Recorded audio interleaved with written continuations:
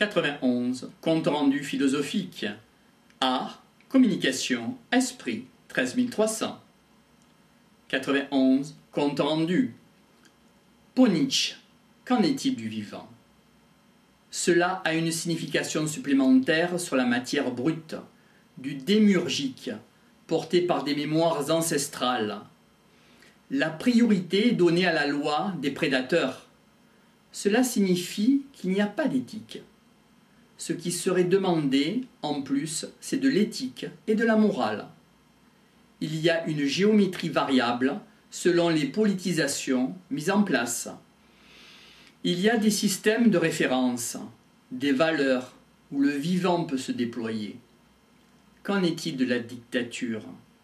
Qu'en est-il de la philosophie vitaliste du nazisme, inspirée par Nietzsche? Qu'en est-il de la matière vivante, sous le regard vigilant d'une lucidité humaine, qui a su redécouvrir des lois, une éthique? Qu'en est-il du bon ou du mauvais? Est-ce une philosophie porteuse de vie ou une philosophie porteuse de mort? Quelles sont ses limites? Que peut être ce vivant en nous-mêmes? Est-ce que cela peut nous éviter de passer par la pensée? Comment percevoir un paysage? Il y a une sensation extrême, un silence profond qui saisit par la beauté du cadre. Notons que la reproduction est toujours différente de l'original. Qu'est-ce qu'une image? C'est une expérience vraie. Cela s'oppose à l'ego. Une image existe pour être saisie et, entre autres, pour qu'elle rencontre notre propre regard. Cela s'oppose à des regards, à des photos, ou alors à écouter et raconter des histoires. Ce n'est pas une interprétation du mental. Cela s'oppose à ce qui est vu, ou à une autre utilisation pour une autre fonction. Cela s'oppose à l'artificiel. Comment on perçoit en intention, en énergie? Cela s'oppose à l'aspect figé, normalisé, étiqueté. Quel rapport avec l'énergie même? Le dire ferait partie du vivant. Qu'en est-il de la transmission et du verbe créateur? L'artificiel se sert du dire. La télévision le confirme. La télévision atténue la puissance émotionnelle du vivant. Le vivant utilise une sécrétion directe du verbe. Qu'en est-il du dire? Qu'en est-il de l'original? Qu'en est-il du vrai? Qu'en est-il du faux? L'artificiel programme, distribue mais ne crée pas. On peut l'apparenter au simulacre. Cela s'oppose à une vibration du verbe, au vivant. Le vivant, c'est être en contact avec les choses quand cela se passe. Il n'y a pas de décalage. Il n'y a pas d'interprétation personnelle. On peut établir une relation énergétique avec le feng shui. Notre vie serait vivante. L'artificiel se ferait symptomatiquement où le verbe se fait chair, où les prophètes se forment. Comment rattraper le monde alors qu'on n'a pas été là? On assiste alors à un monde réchauffé, congelé. L'artificiel restitue le monde alors qu'il n'est plus là. Il y a un décalage. Comment se rapprocher le plus possible où cela existe? Entre l'émission de la pensée et l'incitation de créer, il y a un aller-retour. Entre la pensée et la création de la matière, à travers le flash inspiratoire, il y a un aller-retour. Qu'est-ce que cela veut faire? Avec le temps et le décalage, il y a un risque d'interprétation. De même, entre la parole et l'écrit. C'est comment remettre en contact le créateur avec la création.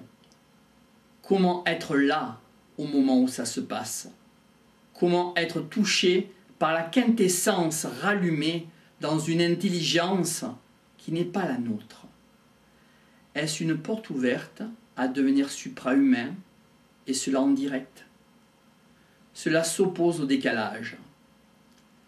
Qu'est-ce que regroupe le vivant? Qu'en est-il du témoignage? C'est de voir, de noter ce que les choses, un jour, se sont rendues compte de ce qui est.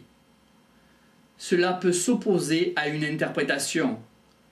Il y a une improbabilité fondamentale de la gratuité totale. Qu'en est-il que la vie se mette à proliférer? On peut faire un parallèle avec un contrôle automatique, une juste mesure de ce qu'elle doit manifester, la vie. Le vivant s'oppose à la programmation. Qu'en est-il de la PNL, programmation neuro-linguistique? Qu'en est-il d'incarner ce qui est? Est-il nécessaire d'incarner? Cela s'oppose à rattraper les informations. Comment se rapprocher du verbe originel? Par exemple, avec les 72, est-ce qu'on peut se rapprocher du vivant avec une formule simple? Est-ce suffisant? Qu'est-ce qu'il y a derrière? Ainsi, l'être humain a perdu en simplicité, ce qui le conduit à l'artificiel, à la complexité. Peut-on percevoir le monde instantanément? Cela implique à découvrir les mobiles. La vie est extrêmement passionnante pour y être. Cela induit que le vivant se crée. L'intérêt de la vie vaut l'intérêt qu'on y porte, d'où l'intensité de la vie. Qu'en est-il du jeu, J-E-U, de la vie? Dieu fait au fur et à mesure. À chaque seconde, il se renouvelle. Qu'en est-il de la liberté de l'être humain? Peut-on se poser comme un commencement? Quelles sont nos valises? Y a-t-il de la spiritualité, de conversation, de nos mémoires? Peut-on être contemporain de la création? La création est à chaque seconde. Qu'est-ce la création? Le fait illusoire pour l'être humain à partir d'une inspiration de la divinité? Sommes-nous créateurs? Ou bien sommes-nous seulement inspirés? L'être est production de matière vivante, ce qui implique la matière d'être créatrice d'un commencement. Que sera le monde du futur? Par la parole, le Verbe est fait chair.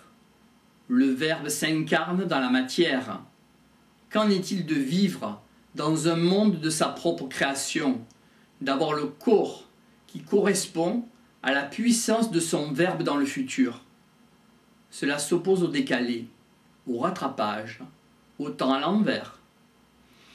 Cela entraînerait que cet univers soit mis en corrélation avec un plus de la création de l'univers. Qu'est-ce que la connaissance? Cela s'oppose à l'ego. Une éthique se sécrète. Cela s'oppose à ne pas la rationaliser. Il y a une interaction entre le verbe et la matière vivante. Cela peut impliquer qu'une éthique en découle, un axe fondamental. Où cela se passe? Où cela est-il insufflé? On peut faire un parallèle avec la structuration de la lucidité. Cela s'oppose à l'ego. On peut faire une similitude aussi avec le regard, le fait d'être témoin, le fait d'être conteur ou d'être parrain. Alors, on peut voir transparentes les intentions secrètes. Cela bouscule, cela change, et cela s'oppose encore à l'ego. Qu'en est-il de l'horloge arrêtée?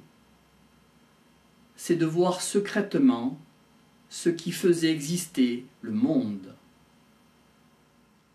Pourquoi cela se passe une fois? Il y a un mystère. Pourquoi cela arrive? C'est immodestement un moment de vérité absolue. Qu'en est-il d'une tombée des voiles? Il y a une vérité globale de l'événement qui transparaît. Qu'en est-il de la création? C'est un acte sublime et tragique. Comment peut-on le voir? Dans la vulnérabilité, la souffrance ou la grâce. C'est une invitation à capter le moment de vérité. Cela s'oppose au néant. Il existe un malheur de chacun à l'endroit où il vit. Est-ce tragique, l'amour, la compassion absolue que l'être humain éprouve, notamment par le fait qu'il souffre et implore? C'est éprouvant. Dieu est félicité, mais l'humanité pleure. Cette passerelle privilégiée, pourquoi cela vient? C'est une énergie. Comment cela fait-il que l'on puisse voir l'autre davantage que soi-même? On ne sait pas très bien ce que l'on peut en faire. Cela implique qu'une innocence de l'esprit est. Comment être raccordé au monde? Comment raccorder les deux notions, monde et esprit? L'esprit fait avancer l'âme. L'âme reposerait sur l'ego et la matière. Il y a de la timidité, de la difficulté de l'esprit. Cela s'oppose à la matière. Comment rentrer? Comment s'y mettre? Comment y survivre? Nous avons à apprivoiser l'esprit. Nous avons à apprendre à nous faire au monde. Oui, comment faire raccorder le monde à l'esprit et vice-versa. Finalement, on va réduire cette perception pour exister. Comment vivre avec? Qu'en est-il de la connaissance? Grâce à l'énergie, cela permet de revenir dans une autre forme. Un esprit attend. Il étudie la situation. Cela s'oppose à casser la chaîne de transmission. Et cela pour atteindre l'esprit. On peut faire un parallèle avec l'univers. Il y a hésitation. L'esprit ne se hasarde pas car les conséquences sont considérables. L'esprit crée la matière, mais il n'y est plus. Il revient sous le biais du verbe. Qu'en est-il des trous noirs? Cela s'oppose à être sous le regard de l'esprit. Qu'est-ce qu'on en fait? On pourrait l'apprivoiser. On pourrait l'apprendre à revenir. Y a-t-il des risques minimes?